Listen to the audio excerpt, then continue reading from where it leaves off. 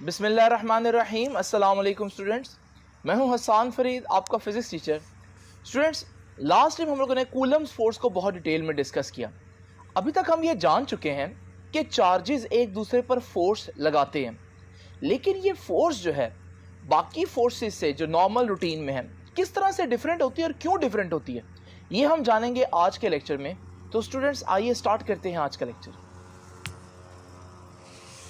Students, आज का हमारा आर्टिकल इलेक्ट्रिक फील्ड के बारे में है, लेकिन इलेक्ट्रिक फील्ड से पहले मैं कुछ छोटी मोटी चीज़ें आप लोगों से डिस्कस करता हूँ जो कॉन्सेप्ट के लिए बहुत ज़रूरी हैं।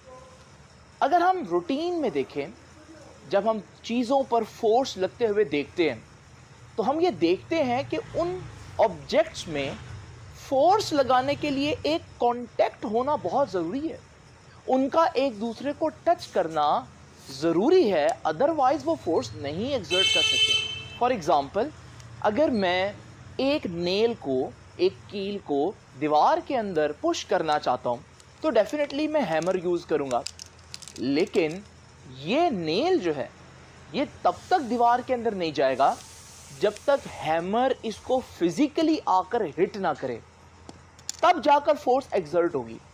इसका मतलब फोर्स को एग्जर्ट करने के लिए हैमर और उस नेल का यानी कि कील का एक फिजिकल कांटेक्ट होना ज़रूरी है। ऐसी फोर्सेस जिनमें जब तक बॉडीज़ आपस में फिजिकली कांटेक्ट में ना आए तब तक फोर्स ना लगे, या दूसरे अल्फाज में फोर्स लगने के लिए बॉडीज़ का फिजिकली कांटेक्ट में आना ज़रूरी है, ऐसी फोर्सेस को बोलते हैं कांटेक्ट फोर्सेस। डेली बेसिस पर जब हम देखते हैं ज़्यादातर फोर्सेस हमें यही नज़र आती हैं और हम यही समझते हैं कि शायद फोर्सेस बस कांटेक्ट फोर्सेस ही होती हैं। लेकिन स्टूडेंट्स, मैं आपका दूसरी तरफ भी ध्यान दिलाता चलूं, आपको मालूम है अगर एक ऑब्जेक्ट जो है वो ज़मीन से कुछ बुलंदी पर मौजूद है, आपको पता है कि इस वक्त ऑब्जेक्ट ज़मीन के साथ कांटेक्ट में नहीं है, ज़मीन उसको टच नहीं कर रही, लेकिन अगर इस ऑब्जेक्ट को छोड़ा जाए फिर भी आप देखेंगे ज़मीन इसको अपनी तरफ खींच लेगी। इसका मतलब ये अभी ज़मीन को टच नहीं कर रहा था, फिर भी ज़मीन इसको किसी तरह से अट्रैक्ट करने के काबिल है, ज़मीन की फोर्स उस तक पहुंच रही है, हालांकि ज़मीन उसके साथ कांटेक्ट में नहीं है। ऐसी फोर्स को बोलते हैं नॉन कांटेक्ट फोर्स, यानी कि ग्रेविटी का आप पर फोर्स लगाने के लिए आपका ग्रेविटी के साथ कांटेक्ट में होना ज़रूरी नहीं है, आप दूर भी होंगे फिर भी ग्रेविटी आपको अट्रैक्ट कर लेगी। चांद और ज़मीन की एग्जांपल आपके सामने, अगर चांद जो है वो ज़मीन के गिर्द घूम रहा है, हालांकि चांद ज़मीन को टच नहीं कर रहा, लेकिन फिर भी इतनी दूर से भी ज़मीन चांद तक अपनी फोर्स यानी कि ग्रेविटेशनल फोर्स जो है वो पहुंचा रही है। और इसकी एग्जांपल अगर हम देखें तो बचपन में आप लोगों ने देखा होगा कि अगर हमारे पास दो मैग्नेट्स हों और आप एक मैग्नेट को दूसरे मैग्नेट के नॉर्थ के करीब लेकर आएँ, तो आप देखेंगे अभी मैग्नेट्स ने एक दूसरे को टच नहीं किया होता कि दूसरा मैग्नेट जो है वो फोर्स को पहले ही फील कर लेता है। यहाँ पर भी आपने देखा कि एक मैग्नेट ने दूसरे मैग्नेट पर फोर्स लगा ली, लेकिन कांटेक्ट तो नहीं हुआ, उन्होंने आपस में टच किए बगैर फोर्स ट्रांसफ़र किए। ये जो मैग्नेटिक फोर्स है बिल्कुल ग्रेविटेशनल फोर्स की तरह, ये भी एक नॉन कांटेक्ट फोर्स है, ये भी एक ऐसी फोर्स है जिसके लिए कांटेक्ट होना ज़रूरी नहीं है। लेकिन ऐसी फोर्सेस को कैसे एक्सप्लेन किया जाए, ये बहुत अरसे तक एक प्रॉब्लम बनी रही कि जब चीज़ें एक दूसरे को टच ही नहीं कर रही, कांटेक्ट में ही नहीं है, तो फिर फोर्स कैसे एग्जर्ट हो रही है। तो इसका फिर आइडिया इन लोगों ने इस तरह से लगाया कि आप इमेजिन करें कि ज़मीन के गिर्द एक फील्ड होता है, एक जगह होती है जहाँ ग्रेविटी जो है वो मौजूद होती है। इस फील्ड के अंदर अगर आप मौजूद हैं, भले आप ज़मीन को टच करें या ना करें, आप ज़मीन के ग्रेविटेशनल फील्ड को ज़रूर टच कर रहे होंगे और ज़मीन आपको इसी वजह से अपनी तरफ अट्रैक्ट कर लेती है। आपको लगता है आपका ज़मीन के साथ कोई कनेक्शन नहीं है, लेकिन इनडायरेक्टली आपका कनेक्शन है, क्योंकि आप ज़मीन को भले टच नहीं कर रहे, लेकिन आप ज़मीन के ग्रेविटेशनल फील्ड को टच कर रहे हैं। बिल्कुल इसी तरह से याद रखिएगा स्टूडेंट्स, जब हम कहते हैं एक मैग्नेट दूसरे मैग्नेट को दूर से ही फोर्स लगा रहा है, तो हम समझते हैं कि वो बिल्कुल एक दूसरे के साथ कांटेक्ट में नहीं है, बज़ाहिर लग भी ऐसा रहा है, लेकिन मैग्नेट्स के गिर्द भी एक इनविजिबल फील्ड होता है जिसको हम मैग्नेटिक फील्ड कहते हैं। और जब हमारे पास मैग्नेट्स एक दूसरे को फोर्स लगाते हैं तो वो फील्ड एक दूसरे के साथ कांटेक्ट में आते हैं। तो क्योंकि फील्ड हमें नजर नहीं आते इसलिए हम समझते हैं किसी किस्म का कोई कांटेक्ट नहीं है, लेकिन अगर आप उनके गिर्द एक फील्ड इमेजिन करें तो फिर आपको पता चलेगा कि फोर्स लगाने के लिए फील्ड्स एक दूसरे के साथ कांटेक्ट में आने चाहिए, ना कि बॉडीज। अब जरा देखिए, ये तो होगी पुरानी कुछ बातें। हम इस चीज को क्यों डिस्कस कर रहे हैं? क्योंकि हम प्रीवियस लेक्चर में कूलम्स फोर्स को पढ़ के आए। हम लोगों ने देखा कि एक पॉजिटिव चार्ज अगर एक दूसरे पॉजिटिव चार्ज के करीब लाया जाए तो वो भी दूर से ही एक दूसरे पर फोर्स एक्सर्ट कर देते हैं। तो यहां पर भी आप देख रहे हैं ये एक नॉन कॉन्टैक्ट फोर्स हुई, यानी कि चार्जेस का एक दूसरे पर फोर्स लगाने के लिए एक दूसरे को टच करना हरगिज जरूरी नहीं है। लेकिन फिर ये कैसे एक दूसरे पर फोर्स लगा सकते हैं विदाउट टचिंग ईच अदर? तो उसकी एक्सप्लेनेशन भी बिल्कुल वैसे ही देंगे कि चार्जेस के गिर्द भी इसका मतलब कोई एक फील्ड एग्जिस्ट करता है जो हमें दिखाई नहीं देता। जब चार्जेस एक दूसरे को रिपेल करते हैं तो हमें तो चार्जेस नजर आ रहे हैं, चार्जेस आपस में कांटेक्ट में नहीं है, लेकिन वो जो फील्ड्स हैं वो एक दूसरे के साथ कांटेक्ट में आ गए हैं, जिसकी वजह से वो चार्जेस एक दूसरे को रिपेल करने में कामयाब हो जाते हैं। तो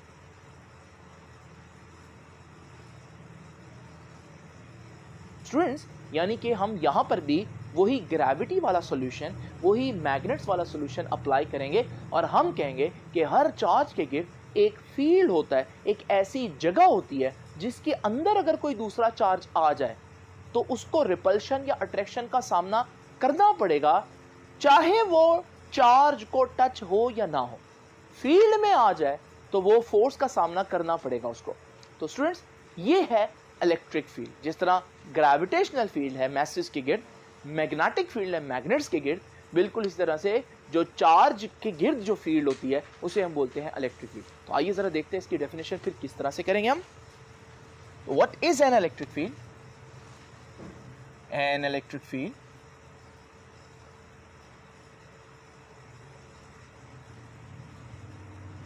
इज ए रीजन, रीजन कहते हैं इलाके को, और स्पेस, स्पेस भी कहते हैं जगह को, अराउंड एन इलेक्ट्रिक चार्ज। यानी कि आसान अल्फाज में मैंने क्या लिखा? इलेक्ट्रिक फील्ड एक जगह होती है किसी भी चार्ज के गिर्द। लेकिन कैसी जगह होती है? ऐसी जगह जिसके अंदर कोई दूसरा चार्ज आए तो उसको अट्रैक्शन या रिपल्शन का सामना करना पड़ेगा। तो याद रखिएगा, an electric field is an region और space around an electric charge in which, अगर उसके अंदर आ जाए, इन विच another charge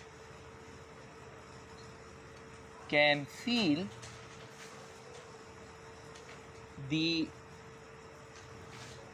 effect of that charge। अगर आप किसी भी चार्ज के फील्ड में एंटर हो जाते हैं तो आप उसका असर महसूस करेंगे। कैसा असर महसूस करेंगे? या तो अट्रैक्शन या रिपल्शन। सेम चार्जेस हैं तो रिपल्शन होगी, ऑपोजिट चार्जेस हैं तो अट्रैक्शन होगी। ये चीज़ें तो हम पहले पढ़ चुके हैं। तो याद रखिएगा, effect of that charge in the form of, किस शक्ल में? In the form of electrostatic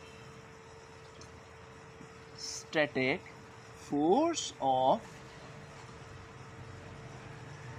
attraction और रिपल्शन। ये है हमारे पास इलेक्ट्रिक फील्ड की definition. Now students, electric field जो है, ये कॉन्सेप्ट जो है, ये किसने दिया था? चार्जेस के केस में ये कॉन्सेप्ट माइकल फैराडे ने दिया था। याद रखिएगा, ग्रेविटी के केस में ये किसी और ने दिया था, न्यूटन ने दिया था। तो इसी तरह से चार्जेस के केस में किसने कहा था कि चार्जेस के गिर्द एक फील्ड होता है, एक इनविजिबल फील्ड होता है जिसको हम नहीं देख पाते? ये बात कही थी माइकल फैराडे ने, और ये आपकी बुक ने यहाँ पर मेंशन भी किया। तो मैं इसको नहीं लिख रहा, बस आप लोगों ने याद रखना है कि ये माइकल फैराडे का कॉन्सेप्ट था। स्टूडेंट्स, मैं यहाँ पर डिस्कस करूंगा अब आप लोगों के साथ इस इलेक्ट्रिक फील्ड की कुछ बहुत इंपॉर्टेंट प्रॉपर्टीज जो आप लोगों ने हमेशा जहन में रखनी है। अब वो क्या प्रॉपर्टीज हैं? उनमें से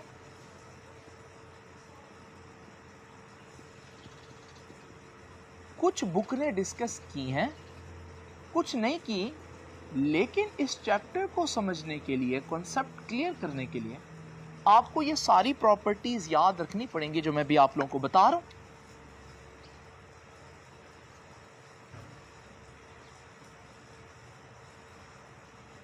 तो स्टूडेंट्स देखते हैं कि वो कौन सी प्रॉपर्टीज हैं।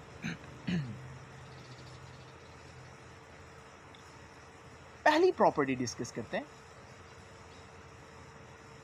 देखिए, माइकल फैराडे ने ये तो बता दिया कि जब भी कोई चार्ज होगा उसके गिर्द एक फील्ड होगा, मगर अगर आप उससे ये पूछें कि ये फील्ड क्यों होगा, एक चार्ज अपने गिर्द एक फील्ड क्यों क्रिएट करता है, इस बात की वजह माइकल फैराडे को नहीं मालूम थी।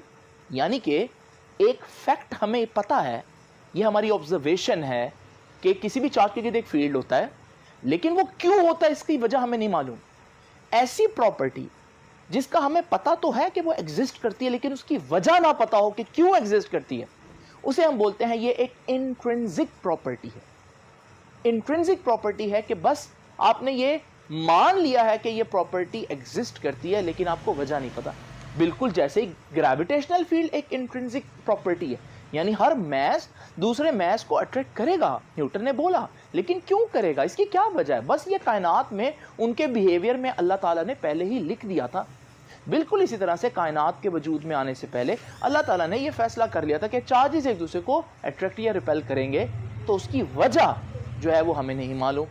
बस ये फैक्ट हमें ज़रूर मालूम है कि चार्जेस के दरमियान में एक फोर्स ज़रूर एग्जिस्ट करती है, लेकिन क्यों करती है वी डोंट नो। तो ये इलेक्ट्रिक फील्ड क्यों है एक चार्ज के गिर्द, ये हमें मालूम नहीं है। तो याद रखिएगा स्टूडेंट्स, इलेक्ट्रिक फील्ड कैसी प्रॉपर्टी है जी,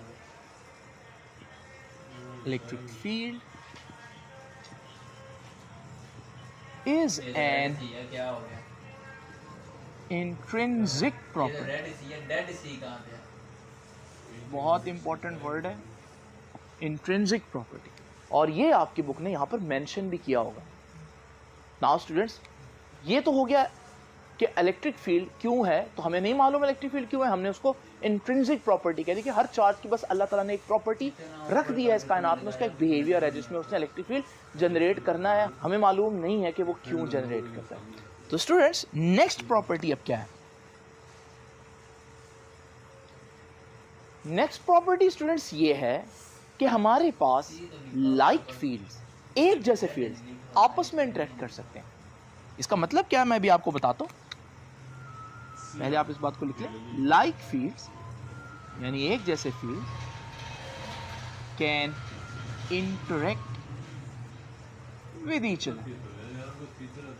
मतलब कहने का ये है कि अगर आपके पास एक मैग्नेट हो, मैग्नेट का तो मैग्नेटिक फील्ड होता है, और उसके बिल्कुल पास एक स्टैटिक चार्ज हो, उसके गिर्द भी एक इलेक्ट्रिक फील्ड होता है। क्या ये दोनों एक दूसरे पे कोई फोर्स लगाएंगे? नहीं स्टूडेंट्स, वो मैग्नेटिक फील्ड है, ये इलेक्ट्रिक फील्ड है, क्योंकि ये अनलाइक फील्ड्स हैं, ये सेम फील्ड्स नहीं है, ये एक दूसरे के साथ कांटेक्ट या इंटरेक्ट नहीं कर सकते।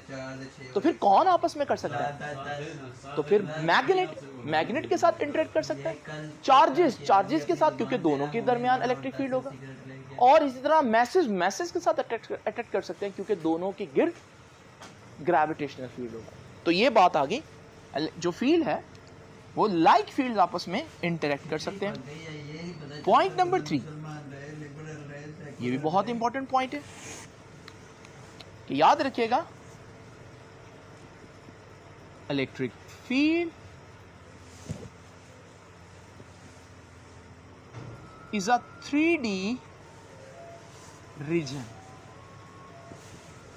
और स्पेस।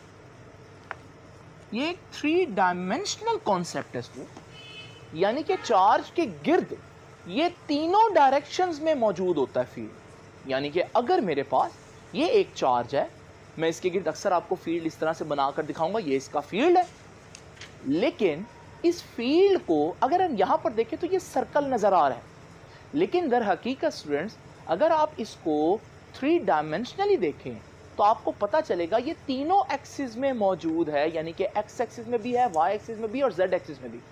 तो ये जो सर्कल नजर आता है दर हकीकत ये एक सफेयर है अगर आप इसको घुमा कर देखें, यानी कि चार्ज के गिर्द ये जो फील्ड है ये हर डायरेक्शन में मौजूद होता है, हर डायरेक्शन में प्रोड्यूस किया जाता है चार्ज की तरफ से। उसके बाद स्टूडेंट्स नेक्स्ट पॉइंट मैं बता दूं, लेकिन उससे पहले फिर बता दूं कि ये 3D जो है, किसी भी चीज जो 3D होती है उसको व्हाइट बोर्ड के ऊपर बनाया नहीं जा सकता, क्योंकि व्हाइट बोर्ड तो खुद एक 2D प्लेन है। इस वजह से अक्सर आप लोगों को जब इलेक्ट्रिक फील्ड बनाकर दिखाऊंगा तो वो सर्कल बनाऊंगा, लेकिन उससे मतलब मेरा सर्कल नहीं होगा, क्योंकि अगर आप वैसे देखेंगे 3D में तो वो एक स्फीयर होगा। ये 3D कॉन्सेप्ट है। अब नेक्स्ट कॉन्सेप्ट हमारे पास क्या है, याद रखिएगा, electric field never ends. Electric field कहीं खत्म नहीं होता। आप कहेंगे सर अभी आपने ये चार्ज बनाया और इसके गिर्द ये इलेक्ट्रिक फील्ड बनाया, तो ये जो आप हाईलाइट कर रहे हैं ये इलेक्ट्रिक फील्ड की बाउंड्री नहीं है।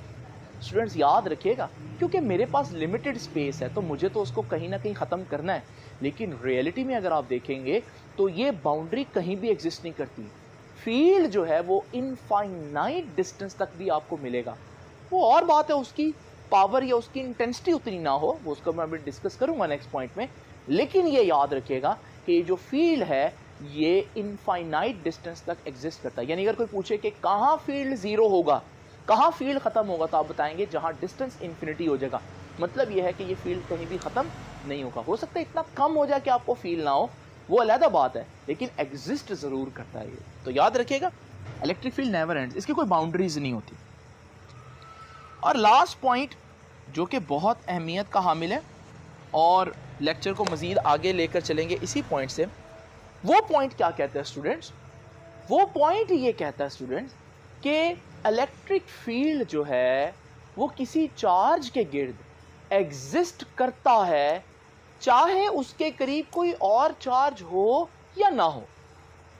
ये बड़ी सिंपल सी एक बेसिक सी असम्पशन है कि इलेक्ट्रिक फील्ड, हाँ डिटेक्ट कब होगा इलेक्ट्रिक फील्ड, उसके लिए तो कोई दूसरा चार्ज हमें लाना पड़ेगा, लेकिन इलेक्ट्रिक फील्ड तब मौजूद होगा जब एक चार्ज मौजूद हो, उसके इर्द गिर्द कोई और चार्ज उसके अफेक्ट को फील करने के लिए हो या ना हो, इससे हमें गर्ज नहीं है। चार्ज अगर मौजूद है तो उसका फील्ड भी मौजूद होगा। तो याद रखिएगा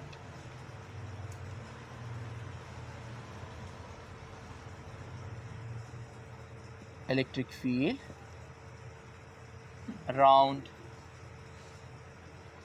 a charge always present, चाहे whether other charges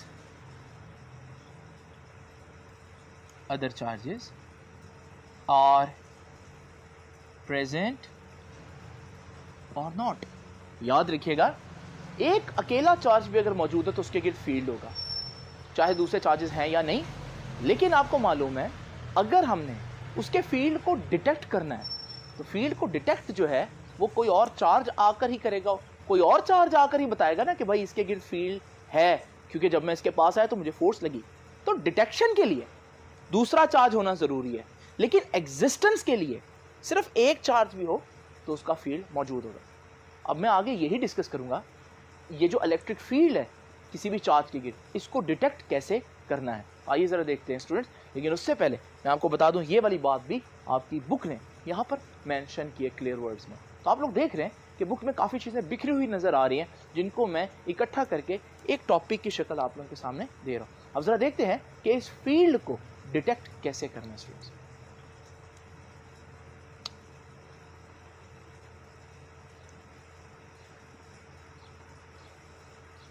How to detect an electric field।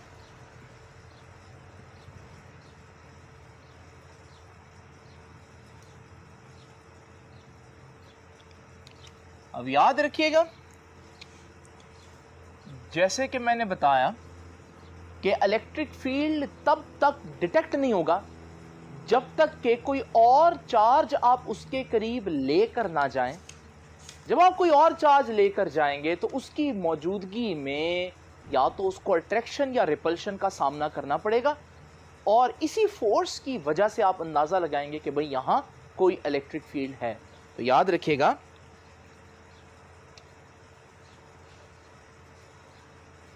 Presence of N electric field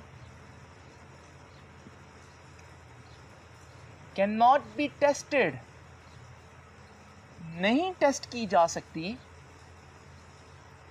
until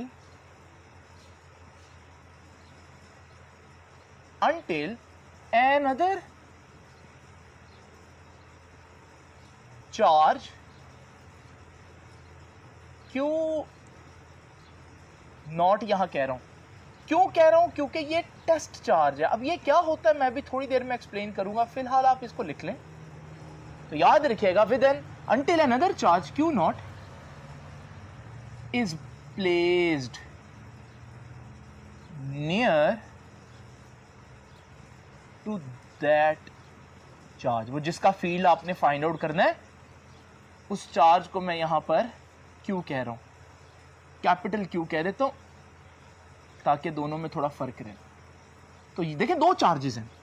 एक चार्ज वो चार्ज है जिसका फील्ड आपने डिटेक्ट करना है, और ये जो दूसरा चार्ज है ये वो चार्ज है जिसकी मदद से उसका फील्ड डिटेक्ट करना है, क्योंकि इसको करीब लेकर आएंगे, जब इस पर फोर्स लगेगी तो ये बताएगा कि भाई यहां कोई फील्ड है। नाउ स्टूडेंट्स याद रखिएगा, ये चार्ज जो है Q, सपोज करें मैं इसको ऐसे बना देता हूं, ये प्लस Q चार्ज, और इस चार्ज के गिर्द एक फील्ड होगा जो कि मैं यहां पर ऐसे बना देता हूं। बिल्कुल इसी तरह से याद रखिएगा स्टूडेंट्स कि ये वो टेस्ट चार्ज है Q नॉट। जब मैं इसको इसके करीब लेकर आऊंगा, इसकी फील्ड के अंदर लेकर आऊंगा, तो इस पर एक फोर्स लगेगी, और याद रखिएगा जब मैं इसको यहां लेकर आऊंगा तो ये फोर्स उसको वापस जाने को कहेगी, यानी कि ये फोर्स रिपल्शन की फोर्स है। इस तरह से हमें पता चल जाएगा कि यहां कोई फील्ड है। लेकिन स्टूडेंट्स जरा तवज्जो कीजिएगा, ये इस पर जो फोर्स लगाएगा ना, या इनका आपस में जो इंटरेक्शन है, वो दो स्टेप्स में कंप्लीट होता है। वो जरा स्टेप्स नोट कर लीजिए। ये दो स्टेप्स क्या कहते हैं, याद रखिएगा। फर्स्ट स्टेप में क्या होगा, ये चार्ज फील्ड प्रोड्यूस करेगा, तो चार्ज Q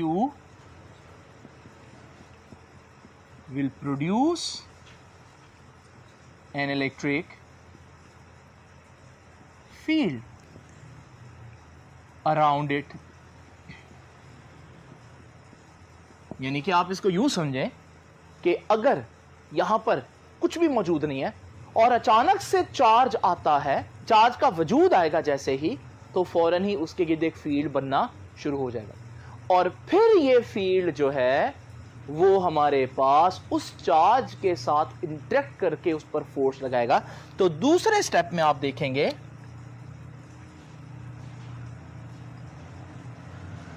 कि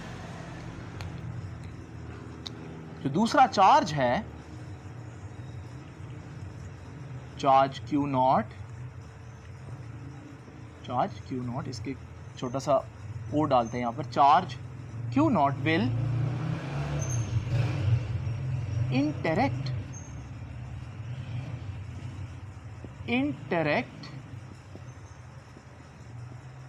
with the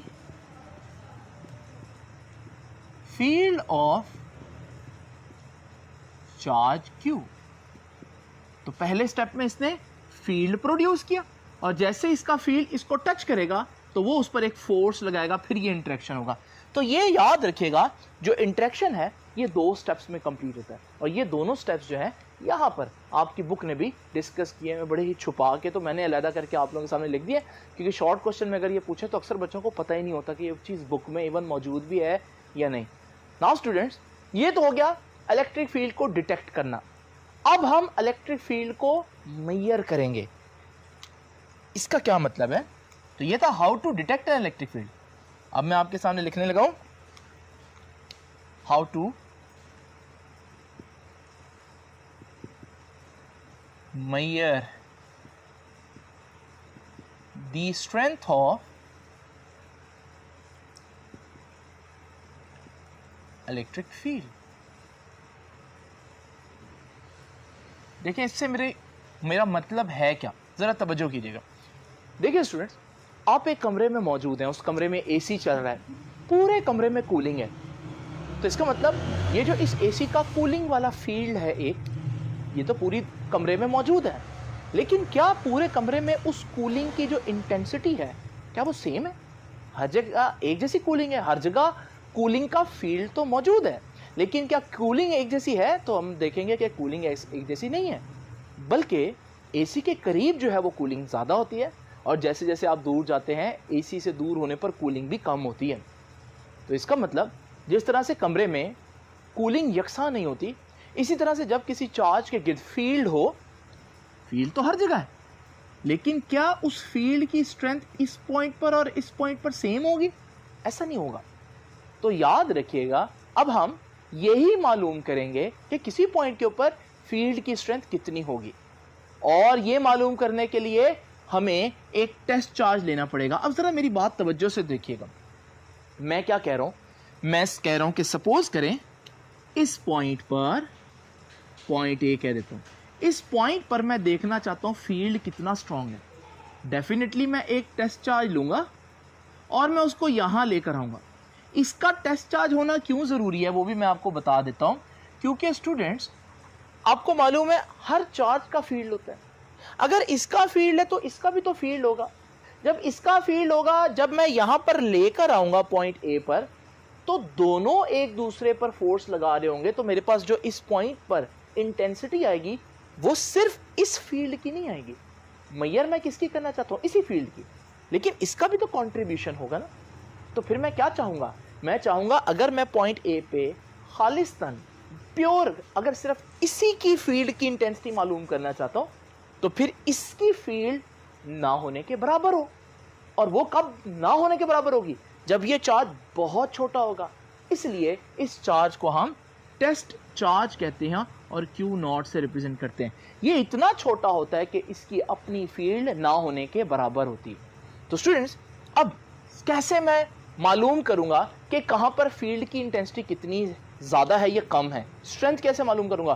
बड़ा सिंपल तरीका है। अगर आपको मालूम है एक चार्ज है और उसके गिर्द जो है वो इलेक्ट्रिक फील्ड है, और मैं पॉइंट ए पर मालूम करना चाहता हूँ कि यहाँ पर इलेक्ट्रिक फील्ड जो है मौजूद तो है, लेकिन कितनी स्ट्रेंथ होगी, मैं यहाँ पर एक चार्ज लेकर आऊँगा, टेस्ट चार्ज, और जैसे ही मैं इस टेस्ट चार्ज को छोड़ूंगा, मैं देखूंगा इस पर कितनी फोर्स लगेगी।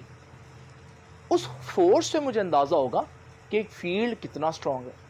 और अगर मैं पॉइंट बी पर फाइंड आउट करना चाहता हूँ यहाँ फील्ड कितना स्ट्रांग है, तो मैं यहाँ पर भी एक टेस्ट चार्ज रखूँगा और मैं देखूँगा टेस्ट चार्ज को जब मैं छोड़ूंगा तो उस पर कितनी फोर्स लगेगी, और मैं उससे अंदाज़ा लगाऊंगा कि यहाँ फील्ड कितना स्ट्रांग है। तो इसका मतलब इलेक्ट्रिक फील्ड की इंटेंसिटी कैसे फाइंड आउट की जा सकती है? अब ये इलेक्ट्रिक फील्ड नहीं है, अब जो मैं आर्टिकल पढ़ा रहा हूँ वो इलेक्ट्रिक फील्ड इंटेंसिटी का कॉन्सेप्ट रखता है। तो इलेक्ट्रिक फील्ड इंटेंसिटी क्या होती है, स्ट्रेंथ क्या होती है? याद रखिएगा, it is defined as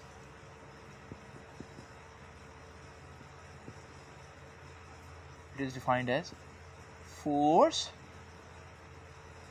acting per unit charge। बल्कि चार्ज की जगह आप प्रिसाइजली लिखें पर यूनिट टेस्ट चार्ज। और याद रखिएगा, यहां से हम इसका फॉर्मूला भी बना सकते हैं, और इसका फॉर्मूला कुछ इस तरह से होगा कि E electric intensity is equal to F over Q0, क्योंकि मैं क्या कह रहा हूँ, force per unit test charge. तो फिर फार्मूला तो इसी हिसाब से यही बनना चाहिए। तो अगर कहीं पर ज़्यादा फोर्स लगती है तो हम कहेंगे यार यहाँ इंटेंसिटी बहुत ज़्यादा है फील्ड की। नाउ स्टूडेंट्स ज़रा तवज्जो कीजिए, यहाँ से हम यूनिट भी फाइंड आउट कर सकते हैं इसका। आइए ज़रा देखते हैं यूनिट क्या है। आपको मालूम है फोर्स का यूनिट क्या होता है? फोर्स का यूनिट होता है न्यूटन। नीचे है चार्ज, चार्ज का यूनिट क्या होता है? कूलम। पहले दिन मैंने आपको चार्ज के बारे में काफ़ी इंट्रोडक्शन दिया था। तो यहाँ से इसका यूनिट फिर क्या बन गया, न्यूटन पर कूलम। याद रखिएगा स्टूडेंट्स, ये है इस इलेक्ट्रिक इंटेंसिटी का यूनिट। अगर मैं गौर से देखूं तो मुझे इस फार्मूला के अंदर फोर्स नजर आ रही है, और हम जानते हैं फोर्स एक वेक्टर क्वांटिटी है, चार्ज एक स्केलर क्वांटिटी है। वेक्टर को स्केलर से डिवाइड करें तो आंसर भी वेक्टर आता है, यानी कि इलेक्ट्रिक इंटेंसिटी फिर कैसी क्वांटिटी हुई, इलेक्ट्रिक इंटेंसिटी एक वेक्टर क्वांटिटी होती है। तो याद रखिएगा स्टूडेंट्स,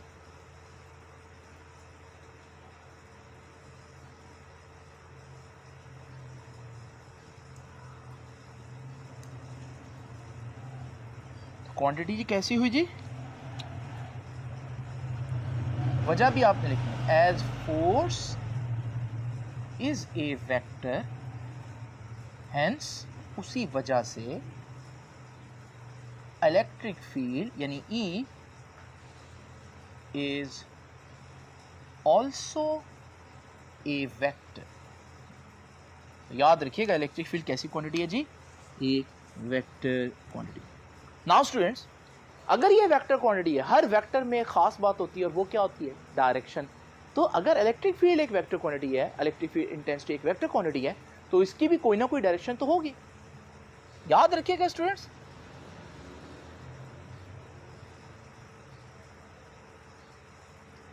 इसकी डायरेक्शन हम कई जगहों पर पढ़ेंगे। अभी मैं सबसे सिंपल केस में इसकी डायरेक्शन बता देता हूं, जो आप लोगों के लिए अभी आसान है। वैसे इसकी बहुत से केसेस बन सकते हैं, क्योंकि आपके पास चार्जेस दोनों पॉजिटिव भी हो सकते हैं, दोनों नेगेटिव भी हो सकते हैं, एक पॉजिटिव और एक नेगेटिव भी हो सकता है। लेकिन याद रखिएगा, एक पॉजिटिव चार्ज अगर हो और एक नेगेटिव चार्ज हो तो इलेक्ट्रिक इंटेंसिटी कहाँ होगी, याद रखिएगा पॉजिटिव से नेगेटिव चार्ज की तरफ होगी। तो यानी कि इसकी डायरेक्शन यूजुअली क्या होती है जनरल केसेस में, पॉजिटिव चार्ज से नेगेटिव चार्ज की तरफ। और स्टूडेंट्स, ये बात आपको देखने को मिलेगी जब आप कैपेसिटर पढ़ेंगे। आपने 10th में भी पढ़ा कि कैपेसिटर की एक प्लेट पर पॉजिटिव चार्ज और दूसरी प्लेट पर नेगेटिव चार्ज होता है। तो कैपेसिटर की प्लेट के दरमियान इलेक्ट्रिक फील्ड की जो इंटेंसिटी है उसकी डायरेक्शन कहाँ होगी, यही रूल जो मैंने आपको बताया कि पॉजिटिव से नेगेटिव की तरफ। तो ये है इलेक्ट्रिक इंटेंसिटी का वेक्टर एक कैपेसिटर की प्लेट के अंदर। नाउ स्टूडेंट्स, याद रखिएगा इसकी डायरेक्शन जो है फिलहाल मैं लिख देता हूँ।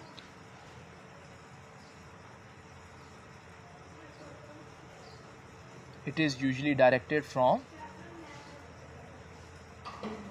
positive charge, एक पॉजिटिव चार्ज से towards a negative चार्ज, एक पॉजिटिव चार्ज से नेगेटिव चार्ज की तरफ जो है वो इसकी डायरेक्शन होगी। आम केसेस में अगर दोनों पॉजिटिव चार्जेस हो तो फिर क्या होगा, अगर दोनों नेगेटिव चार्जेस हो तो फिर क्या होगा, एक बड़ा और एक छोटा चार्ज हो तो क्या होगा। ये सारी चीज़ें जो हैं वो बाद के डिस्कस करने वाली हैं। अभी मैंने आपको एक सिंपल डायरेक्शन बता दी ताकि आपको थोड़ा आइडिया हो कि इलेक्ट्रिक इंटेंसिटी को वेक्टर के तौर पर आपने कैसे इमेजिन करना है।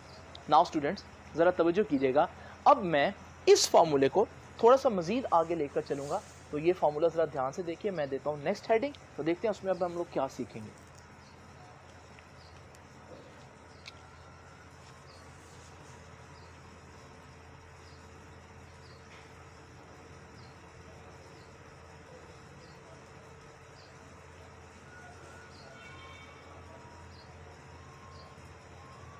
देखिए स्टूडेंट्स, इलेक्ट्रिक इंटेंसिटी अब हम फाइंड आउट करेंगे किसी भी पॉइंट के ऊपर, लेकिन हम ये अज्यूम करेंगे चार्ज जो है वो इस वक्त वैक्यूम में पड़ा हुआ है।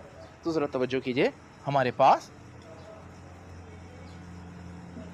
ये तो हम फार्मूला पढ़ चुके हैं, E = F/Q, लेकिन Q0। लेकिन आपको मालूम है मैं वैक्यूम की बात करूं तो इधर फोर्स कौन सी आएगी, इधर आएगी फोर्स वैक्यूम वाली फोर्स। और स्टूडेंट्स याद रखिएगा, वैक्यूम में कितनी फोर्स होती है ये मैं आपको पहले भी बता चुका हूँ, कूलम्स फोर्स जब हमने पढ़ी थी। वैक्यूम में जो फोर्स होती है वो होती है 1/4πε0 Q1 Q2/r²। ये कूलम्स लॉ था जो मैंने पहले भी पढ़ा है। लेकिन आपको मालूम है यहाँ जो मैंने चार्जेस को नाम दिया वो Q1 Q2 नहीं, बल्कि एक को कैपिटल Q और एक को स्मॉल Q नॉट। तो Q1 Q2 की जगह अगर मैं कैपिटल Q और Q नॉट लिख दूं तो ये गलत नहीं होगा। नाउ स्टूडेंट्स, ये वैल्यू मैं ऊपर पुट कर देता हूँ। थोड़ी देर के लिए हम इलेक्ट्रिक इंटेंसिटी को वेक्टर की बजाय सिर्फ उसके मैग्नीट्यूड को फोकस करते हैं, फिर मैं वेक्टर बताता हूँ कैसे बनाना है।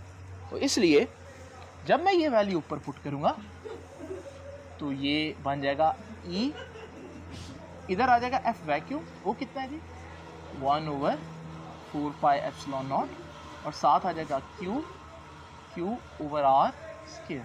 ये आ गया F सारी चीज, और F के नीचे क्या है Q नॉट, तो इसके नीचे Q नॉट भी होगा, यहाँ भी Q नॉट था। तो अब जरा देखिए स्टूडेंट्स, आप देख रहे हैं कि एक Q नॉट से कैंसिल हो जाएगा, तो मेरे पास बाकी क्या रह गया, बाकी रह गया जी 1/4 पाई एप्सिलॉन नॉट, और यहां रह गया Q, कि Q नॉट तो कैंसिल हो गया, डिवाइडेड बाय R स्क्वायर। ये है वो फार्मूला जिसको मैं आपके सामने अलग करके लिखने लगा हूं कि 1/4 pi epsilon not Q/R square. Students, आप लोगों ने देखा कि इलेक्ट्रिक इंटेंसिटी और जो कूलम्स का फार्मूला, उनमें फर्क क्या है। कूलम के फार्मूला में यहां पर 2 Q आते थे, जबकि इलेक्ट्रिक इंटेंसिटी में सिर्फ और सिर्फ एक Q आ रहा है। ये बहुत इंपॉर्टेंट बात है। और वो कौन सा Q आ रहा है, इस फार्मूले में वो Q आ रहा है जिसका फील्ड फाइंड आउट करना है, यानी इसका चार्ज। और जो पहले हम लोगों ने फार्मूला पढ़ा E = F/Q नॉट, उसमें कौन सा Q है, उसमें टेस्ट चार्ज। तो आप लोगों ने कौन सा फार्मूला इस्तेमाल करना है, डिपेंड करता है कि आपको जो वैल्यूज दी हैं वो कौन सी दी हैं। अगर आपको Q नॉट दिया हुआ है तो ये वाला फार्मूला, और अगर आपको कैपिटल Q दिया हुआ है तो फिर आप ये वाला फार्मूला यूज करेंगे। बहुत इंपॉर्टेंट नोट करने वाली बात क्या है कि हमने देखा E जो है वो भी डिस्टेंस के स्क्वायर के इनवर्सली प्रोपोर्शनल है, यानी आप चार्ज से जितना दूर होते जाएंगे, जितना डिस्टेंस आपका चार्ज से बढ़ता जाएगा, फील्ड की जो इंटेंसिटी है वो उतनी कम होती जाएगी। आप देखते हैं यूजुअली यही ट्रेंड हमें दिखने को मिलता है कि जब आप किसी सोर्स से दूर जाते हैं तो उसकी फील्ड जो है वो वीक होती जाती है। ग्रेविटी में भी देखा, मैग्नेट से भी दूर जाए तो उसका मैग्नेटिक फील्ड वीक होता है।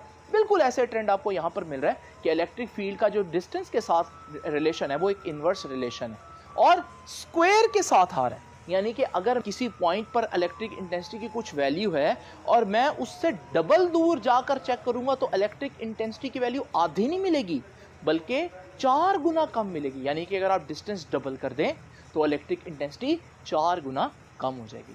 तो स्टूडेंट्स, ये बातें आपने एमसीक्यू के लिए याद रखनी है।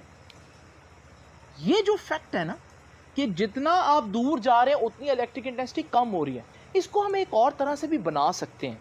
वो इस तरह से कि इलेक्ट्रिक फील्ड को अगर मैं सिर्फ एक सर्कल बनाऊं तो इस सर्कल से आपको अंदाज़ा नहीं होता कि कहाँ फील्ड स्ट्रॉन्ग और कहाँ वीक है। ये तो पता चल रहा है कि कहाँ कहाँ फील्ड है, लेकिन फील्ड कहाँ स्ट्रॉन्ग और कहाँ वीक है ये नहीं पता चलता। इसकी बजाय हम एक और मेथड भी यूज़ करते हैं और उसमें हम क्या करते हैं कि किसी चार्ज के गिर्द बजाय सर्कल ड्रॉ करने के हम इस तरह से डॉट्स बनाकर उसकी फील्ड का आइडिया देते हैं। और डॉट्स जहां ज्यादा होंगे उससे ये भी पता चल जाएगा कि यहाँ फील्ड ज़्यादा स्ट्रॉन्ग है, और जहाँ डॉट की डेंसिटी कम हो रही है, कम डॉट्स आ रहे हैं पर यूनिट एरिया, इसका मतलब है कि वहाँ जो है हमारे पास फील्ड की इंटेंसिटी काफ़ी कम हो गई है। तो सर्कल की बजाय ये मेथड जो है वो थोड़ा सा मुश्किल तो है क्योंकि इतने डॉट्स ड्रॉ करना मुश्किल है, लेकिन ये ज़्यादा एक्यूरेट है क्योंकि सर्कल में सिर्फ ये पता चलता है कि फील्ड है, जबकि इस डॉट डेंसिटी मेथड में आपको ये भी पता चल सकता है कि फील्ड स्ट्रॉन्ग है या वीक है। आपकी बुक ने यही मेथड यहाँ पर डिस्कस भी किया हुआ स्टूडेंट्स। तो याद रखिएगा, ये डॉट बनाकर जो है उसकी डेंसिटी के ज़रिए, डॉट की डेंसिटीज़ के ज़रिए हम बताते हैं कि फील्ड स्ट्रॉन्ग है या वीक है। स्टूडेंट्स, एक और इम्पॉर्टेंट बात, ये तो था इलेक्ट्रिक इंटेंसिटी इन वैक्यूम, ये फॉर्मूला देख लीजिए ध्यान से। अब मैं डिस्कस करूंगा इलेक्ट्रिक इंटेंसिटी इन मीडियम या डाइइलेक्ट्रिक या इंसुलेटर भी कह सकते हैं। देखिए इसका मतलब मैं अभी आपको समझाता हूं। अभी तक आप लोगों ने इमेजिन किया कि एक चार्ज जो है, उस चार्ज को हम लोगों ने वैक्यूम में रखा था, लेकिन अब मैं उस चार्ज को किसी मीडियम में रखूंगा। अब आपको मालूम है, मैं अब यहां पर लंबी चौड़ी बात नहीं करूंगा क्योंकि मैं ये सारी चीज सिखा चुका हूं। जब आपने मीडियम की बात करनी है तो याद रखिएगा आपने एप्सिलॉन नॉट के साथ एप्सिलॉन आर भी लिख देना है और फिर साथ बाकी फार्मूला एज इट इज, वो ऊपर वाला फार्मूला लिखा है, लेकिन एप्सिलॉन नॉट की जगह एप्सिलॉन आर लिखा है। इस पे मैंने बहुत डिटेल में डिस्कस किया है कि इसे हम क्या बोलते हैं, रिलेटिव परमिटिविटी। Relative permittivity. अब ये एप्सिलॉन आर जो है, ये डिफरेंट चीजों की डिफरेंट वैल्यूज होती हैं इसकी। मिसाल के तौर पर ये आपको टेबल जो नजर आ रहा है, ये आपकी बुक में दिया हुआ है और इसमें डिफरेंट चीजों की रिलेटिव परमिटिविटी की वैल्यू दी हुई है। जस्ट इमेजिन करें, यहां पर पैराफिन पेपर आपको नजर आएगा। ये जो पैराफिन पेपर है, इसकी एप्सिलॉन आर की वैल्यू देख रहे हैं 2 है। अब इसका मतलब क्या है? इसका मतलब है कि अगर पैराफिन पेपर मौजूद हो तो उसी पॉइंट पर इलेक्ट्रिक इंटेंसिटी की वैल्यू हाफ हो जाएगी। तो स्टूडेंट्स याद रखिएगा, जितनी इसकी वैल्यू होगी उतने गुना इलेक्ट्रिक फील्ड उस पॉइंट पर कम हो जाएगा। तो स्टूडेंट्स ये है हमारे पास फॉर्मूला मीडियम में इलेक्ट्रिक इंटेंसिटी फाइंड आउट करने। ये था वैक्यूम में इलेक्ट्रिक इंटेंसिटी फाइंड आउट करने के लिए।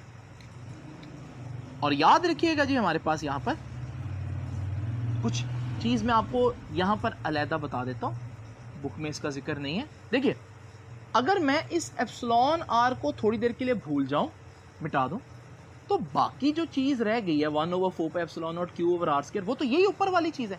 यानी कि मैं लिख सकता हूं कि इस तरफ है ई मीडियम और इस एप्सिलॉन आर के अलावा बाकी सारी चीज बन रही है ई वैक्यूम। तो याद रखिएगा, इससे मिलती जुलती चीज पहले भी मैंने आपको कूलम्स लॉ में बताई, यानी कि जितनी एप्सिलॉन आर की वैल्यू होगी वो आप लोगों ने नोट कर लेनी है। जैसे मैंने अभी पैराफिन पेपर की बताया कि 2 है, तो वैक्यूम में जो इलेक्ट्रिक फील्ड है किसी पॉइंट पर, जब आप पैराफिन रखेंगे तो वो उसके उतने टाइम्स कम हो जाएगी फील्ड, यानी कि मीडियम के आने से फील्ड ब्लॉक होता है। खैर, इसको हमने डिटेल में डिस्कस भी करना है। तो स्टूडेंट्स, ये इलेक्ट्रिक फील्ड का जो कॉन्सेप्ट है, इसको आप बड़े ही ध्यान से देख लीजिए। तो इलेक्ट्रिक फील्ड जो है वो एक चार्ज के गिर्द एक ऐसी जगह होती है जिसमें कोई और चार्ज उसके इफेक्ट को फील करेगा, और इस चार्ज के गिर्द जो जगह है, इसकी इंटेंसिटी कहीं कम हो सकती है, कहीं ज़्यादा हो सकती है। अगर मेरे पास एक अकेला चार्ज हो तो आप याद देखिए, इस चार्ज से कुछ डिस्टेंस पर अगर यहाँ पर इलेक्ट्रिक फील्ड की वैल्यू सपोज करें 5 है, तो इसी डिस्टेंस पर इस पूरे सफेयर में इलेक्ट्रिक फील्ड की वैल्यू 5 होगी। यूं आप इलेक्ट्रिक फील्ड को 3D में इमेजिन कर सकते हैं। और क्योंकि इलेक्ट्रिक फील्ड एक वेक्टर क्वांटिटी है, तो अगर मैं यहां पर डायरेक्शन बनाऊं तो फिर ये एरोज भी बनाकर हम दिखा सकते हैं कि इलेक्ट्रिक फील्ड कुछ इस तरह से होगा। दिखेगा नहीं इस तरह से, लेकिन आपने इलेक्ट्रिक फील्ड को इस तरह से विजुअलाइज करना है। और आप देख रहे हैं इलेक्ट्रिक फील्ड की वैल्यू 5। अच्छा, इमेजिन करें अगर मैं इस चार्ज के गिर्द एक मीडियम रख दूं, कोई भी मीडियम, कोई गैस है, तो वो फील्ड को ब्लॉक कर देगी। अब इन्हीं पॉइंट्स पर आप देखेंगे कि इलेक्ट्रिक फील्ड की वैल्यू 5 से कम हो जाएगी। डिस्टेंस वही है, लेकिन अब इन पॉइंट्स पर इलेक्ट्रिक फील्ड उतना स्ट्रांग नहीं रहा। सपोज करें 3 हो गई, यानी कि इस मीडियम ने फील्ड को ब्लॉक कर लिया। ये ब्लॉक क्यों किया, इसको मैं बाद में इंशाल्लाह डिटेल में डिस्कस करूंगा। स्टूडेंट्स, ये था आज का आर्टिकल। आई होप कि आपको ये सारी चीज़ें क्लियर हो गई होंगी। मैंने कोशिश की है कि इन चीज़ों को एक तरतीब से, एक रिदम से बताऊं, ताकि आप लोगों को प्रॉब्लम ना हो समझने में। तो स्टूडेंट्स, ये था हमारा आज का लेक्चर, जिसमें मैंने इलेक्ट्रिक फील्ड के कॉन्सेप्ट को डिस्कस किया। कल का हमारा लेक्चर होगा इंशाल्लाह इलेक्ट्रिक फील्ड लाइंस का। अब ये नई चीज़ क्या है, इसको इंशाल्लाह हम देखेंगे नेक्स्ट लेक्चर में। तब तक के लिए अल्लाह हाफिज़।